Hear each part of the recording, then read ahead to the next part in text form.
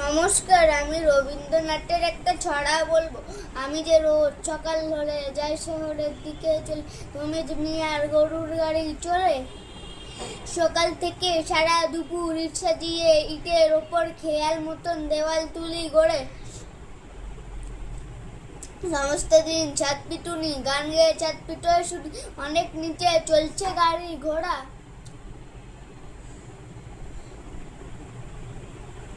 বাসনওয়ালা থালা বাজায় সুর করে, ওই হাত দিয়েছে একাওয়ালা নিয়ে ফলের ঝোড়া।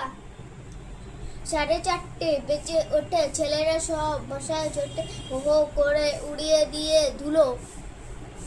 রোদ্দুর যেই আসে পড়ে পুবের মুখে কোথা ওড়ে, দলে দলে ডাক দিয়ে কাকগুলো।